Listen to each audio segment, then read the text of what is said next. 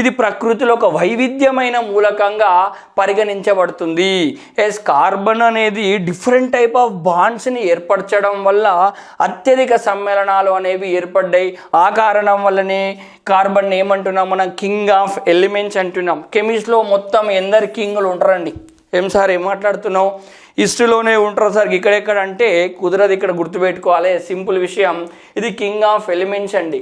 King of metals, king of metals gold, aurum అంటున్నాం. King of metals gold అంటున్నాం, గుర్తుపెట్టుకోవాలి. అట్లాగే king of chemicals, king of chemicals అండి.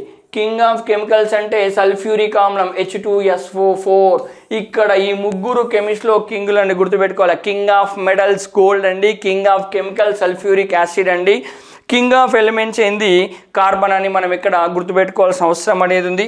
Carbon విభిన్న రకాలుగా బంధాలను ఏర్పరుస్తుంది. అంటే 4 ఏకబంధాలను ఏర్పరుస్తుంది, 4 ఏకబంధాలను ఏర్పరుస్తుంది, 2 ద్విబంధాలను ఏర్పరుస్తుంది. అట్లాగే కార్బన్ ఒక త్రిబంధం, ఒక ఏకబంధాన్ని ఏర్పరుస్తుంది. చూసుకోండి, 1 2 3 4 1 2 3 4 1 2 3 4. అట్లాగే కార్బన్ ఒక ద్విబంధము, 2 ఏకబంధాలను ఏర్పరుస్తుంది. అంటే ఇతర పరమాణులతోటి 4 ఏకబంధాలను ఏర్పరచవచ్చు, లేదా 2 ద్విబంధాలను ఏర్పరచవచ్చు, లేదా ఒక త్రిబంధం, ఒక ఏకబంధాన్ని ఏర్పరచవచ్చు, లేదా ఒక ద్విబంధం, 2 ఏకబంధాలను కూడా కార్బన్ ఏర్పరచవచ్చు.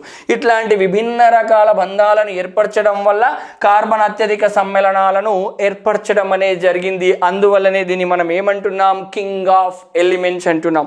అదేవిధంగా కార్బన్ యొక్క రుణ విద్యుదాత్మకత వాల్యూ, ఎలక్ట్రాన్ నెగిటివిటీ వాల్యూ 2.5 అండి, గుర్తుపెట్టుకోవాలి. 2.5 గుర్తుపెట్టుకోవాలి. అదేవిధంగా అత్యధిక క్యాటనేషన్ ధర్మం గల మూలకం, అత్యధిక క్యాటనేషన్ ధర్మం గల మూలకం. క్యాటనేషన్ ప్రాపర్టీ దేనికి ఉంటుంది?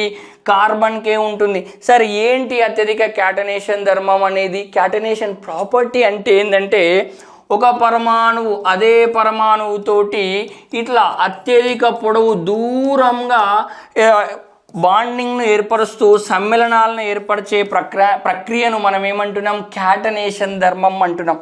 అంటే సింపుల్గా చెప్పాలంటే, కార్బన్ ఇంకో కార్బన్ తోటి, ఆ కార్బన్ ఇంకో కార్బన్ తోటి, ఆ కార్బన్ ఇంకో కార్బన్ తోటి ఇట్లా బంధాలను ఏర్పరచుకుంటూ వెళ్తూ సమ్మేళనాలను ఏర్పరిచే ప్రక్రియను మనం ఏమంటున్నాం? క్యాటనేషన్ ధర్మం అంటున్నాం.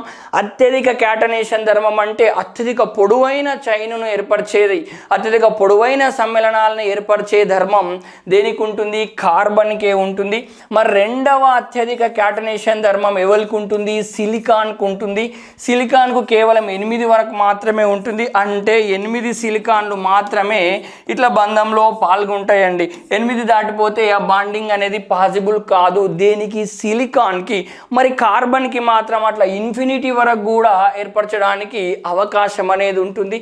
అందువల్లనే కార్బన్కి అత్యధిక క్యాటనేషన్ ధర్మం, క్యాటనేషన్ ప్రాపర్టీ ఉందని మనం ఇక్కడ చెప్పడానికి అవకాశం అనేది ఉంటుంది.